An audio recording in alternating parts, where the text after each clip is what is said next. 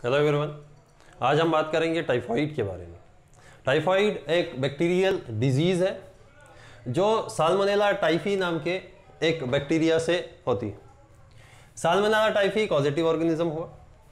Salmonella typhi एक gram negative bacteria है और ये साल्मोनेला टाइफी हमारे बॉडी के अंदर ये इसका ट्रांसमिशन होता है या इसका स्प्रेड होता है कंटामिनेटेड फूड या वाटर्स। मतलब जब हम कंटामिनेटेड मीन्स ये बैक्टीरिया अगर किसी फूड या वाटर जो हम ले रहे हैं उसके अंदर मौजूद है तो ये बैक्टीरिया हमारे बॉडी के अंदर जाता है और हमें टाइफाइड का कारण बनता है। अब ये जो टाइफाइड है जब होता है तो ये हम जब ये लेते हैं कंटामिनेटेड फूड या वाटर तो ये बैक्टीरिया हमारे बॉडी में कैसे पहुंचता है, कहाँ अटैक करता है, देखते हैं। तो ये हमारा इसोफेगस है और ये हमारा स्टमक है और स्टमक से हमारा स्मॉल इंटेस्टाइन। जब कंटामिनेटेड फूड या वाटर हम लेते हैं जिसके अंदर वो बैक्टीरिया है तो ये बैक्टीरिया पहुंचता है इसोफेगस से होता हुआ स्टमक और स्टमक से होता हुआ हमें इंटेस्टाइन के अंदर फूड के थ्रू। अब जब ये इंटेस्टाइन के अंदर पहुंच चुका है तो इंटेस्टाइन की जो इनर एपिथेलियल वॉल है उसकी सेल से जाकर वहां पर ये अटैच होता है, रिसाइड करता है और कॉलोनाइज होना शुरू करता है और पेनिट्रेशन मीन्स सेल के अंदर जो है जाने लगता है और सेल के अंदर वहां ग्रो करने लगता है। अब यहां है, इसके ऊपर है हमारा ब्लड कैपिलरीज। तो ये ब्लड कैपिलरी है, मान लो सपोज, जिसके अंदर ब्लड है। ये बैक्टीरिया यहां पर अटैच होकर यहां पर इंफेक्शन कॉज करता है, इंफेक्शन फैलाता है और यहां से ये पहुंच सकता है हमारे ब्लड स्ट्रीम के अंदर जो हमारे ब्लड कैपिलरी में ब्लड है उसमें। इसको बोलते हैं बैक्टीरियमिया हो जाना, बैक्टीरिया का ब्लड में मौजूद होना। और इस ब्लड कैपिलरी या ब्लड सर्कुलेशन के थ्रू ये पहुंच जाता है हमारे बॉडी की हर एक अलग दूसरे ऑर्गन्स के अंदर। अब ये तो हुआ, इस तरीके से पहुंचता है तो अटैच होता है, रिसाइड करता है, यहां पर होता है हमारी स्मॉल इंटेस्टाइन के अंदर। तो ये था इसका ट्रांसमिशन हुआ, कंटामिनेटेड फूड या जो है वाटर से होता है। अब ट्रांसमिशन या स्प्रेड से रिलेटेड एक बहुत ही इंटरेस्टिंग केस है मैरी मेलन का। मैरी मेलन जो है, मैरी मेलन जो लेडी थी वो बाय प्रोफेशन एक कुक थी, कुक खाना बनाती थी और इसका प्रोफेशन ही था। अब ये हाइजीनिक कंडीशन को मेंटेन नहीं करती थी, हाइजीनिक नहीं थी, अनहाइजीनिक थी। तो इस वजह से इसने जो भी लोग यहाँ पर इसके यहाँ खाना खाने आते थे वो अधिकतर जो है उनको टाइफाइड होता था और इसने कई सालों तक जो है लोगों के अंदर इसको जो है ट्रांसमिट कराने के लिए जो है एक स्प्रेडर का काम भी किया। इसीलिए इसको निक नेम दे दिया गया टाइफाइड मेरी। टाइफाइड मेरी, क्योंकि इसने जो है इसको स्प्रेड कराने में इसकी एक तरह की जो है रोल था। ये तो था खैर टाइफाइड मेरी के बारे में। तो इसका ट्रांसमिशन कंटामिनेटेड फूड या वाटर से होता है और ये बैक्टीरिया रिसाइड करता है, जाता है, हमारे पहुंचता है सबसे पहले हमारी स्मॉल इंटेस्टाइन में और स्मॉल इंटेस्टाइन के अंदर ये क्या करता है, इन्फेक्शन फैलाता है और ये पहुंचता है, कहाँ पहुंच जाता है, हमारे ब्लड के अंदर और ब्लड के थ्रू हमारे बॉडी के अलग अलग ऑर्गन्स के अंदर ये जा सकता है। अब जब ये बैक्टीरिया हमारे बॉडी के अंदर जा चुका है तो अब सिम्टम्स की बात करते हैं। अब अगर ये पहुंचेगा तो कुछ बॉडी के अंदर सिम्टम्स देखने को मिलेंगे, डिजीज के कुछ सिम्टम्स देखने को मिलेंगे। तो जनरली जो कॉमन सिम्टम्स देखने को मिलते हैं डिजीज टाइफाइड के अंदर वो होता है जैसे कॉन्स्टिपेशन।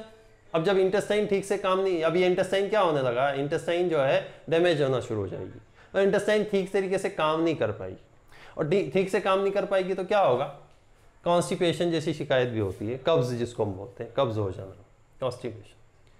दूसरा होता है स्टमक एक या स्टमक पेन, पेट दर्द जिसको हम बोलते हैं। अब यहाँ पर ये जो है जब इन्फेक्शन फैलेगा तो यहाँ क्या होना है, दर्द होना है पेट के अंदर। तो स्टमक एक भी जो है इसका एक सिम्टम है। लॉस ऑफ एपेटाइट, भूख की कमी होना, भूख ना लगना। अब चूंकि यहाँ पर जो इंटेस्टाइन है, इसका मेन जो स्मॉल इंटेस्टाइन है मेन, उसका काम है हमारा क्या, डाइजेशन और एब्जॉर्प्शन। अब जब यहाँ पर ये इन्फेक्शन होगा तो ये डैमेज होना शुरू होगी, जिसकी वजह से क्या होगा, यहाँ पर ठीक तरीके से हमारा जो है क्या नहीं हो पाएगा, डाइजेशन नहीं होगा, एब्जॉर्प्शन नहीं होगा, जिसकी वजह से क्या होगा, लॉस ऑफ एपेटाइट, खाना खाने की इच्छा ही नहीं होगी। उसके अलावा एक बहुत ही मेन चीज है फीवर।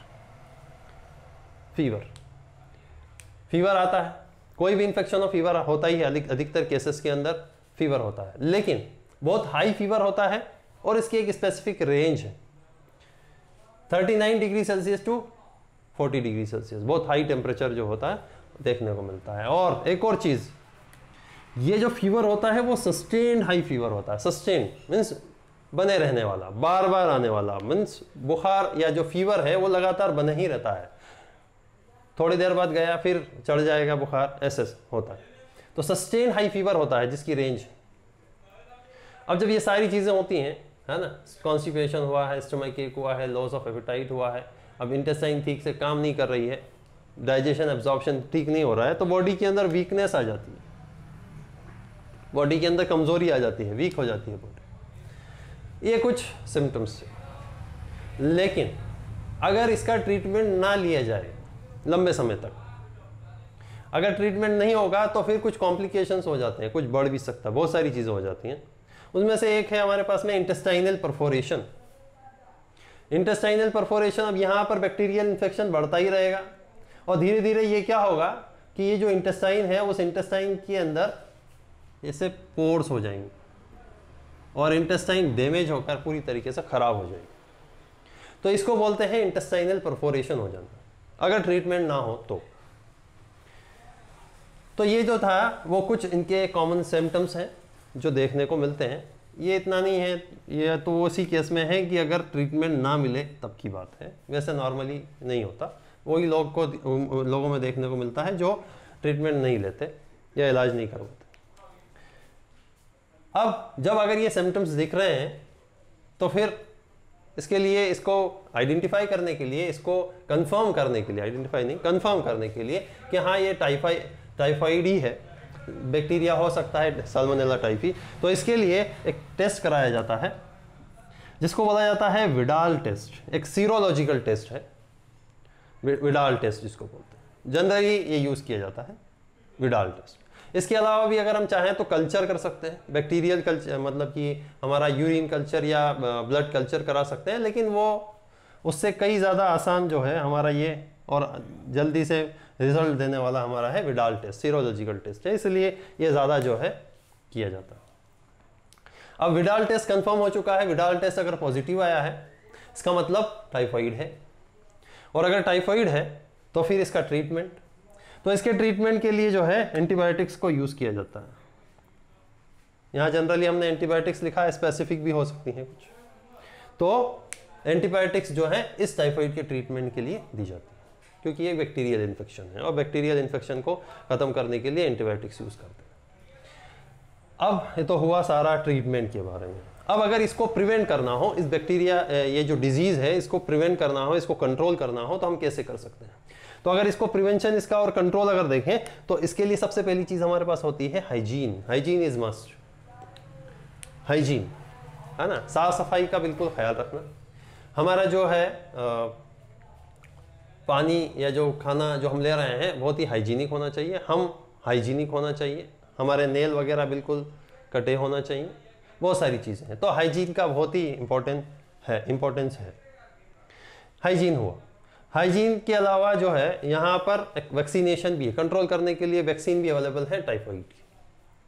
अब जो टाइफाइड का वैक्सीन है, अब जो टाइफी है, साल्मोनेला टाइफी, उसके 2 स्ट्रेन आइसोलेट किए गए हैं अभी तक। कौन कौन से हैं? एक तो टाइप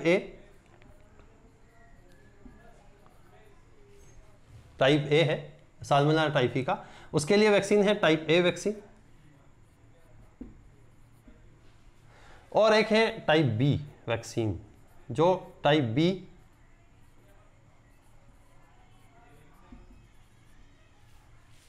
साल्मोनेला टाइफी का जो स्ट्रेन है टाइप बी, उसके लिए। इसकी जो है इन दोनों की एक कॉमन सिंगल डोज दिया जाता है। एक सिंगल डोज के रूप में जो है दोनों ही वैक्सीन को दे दिया जाता है। और इसकी जो वैक्सीन है वो है हमारा क्या, टीएबी वैक्सीन।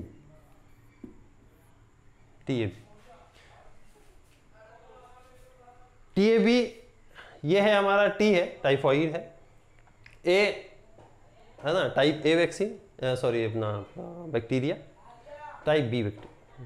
तो दोनों के लिए एक सिंगल डोज के रूप में वैक्सीन दी जाती है जिसको बोलते हैं टीएबी वैक्सीन। तो ये वैक्सीनेशन भी हम चाहे तो करा सकते हैं। तो ये जो था हमारा, ये पूरा टाइफॉइड के बारे में। पॉजिटिव ऑर्गेनिज्म क्या है, ट्रांसमिशन कैसे होता है, सिम्टम्स क्या क्या हो सकते हैं, विडाल टेस्ट होता है हमने देखा, ट्रीटमेंट एंटीबायोटिक्स से करते हैं, और प्रिवेंशन और कंट्रोल हम कैसे कर सकते हैं वो हमने बात की। ये था हमारा टाइफॉइड के बारे में। आई होप कि ये वीडियो आपको अच्छा लगा है। अगर पसंद आया है तो please hit like button, share this video with your friends and please subscribe to my channel. Thank you.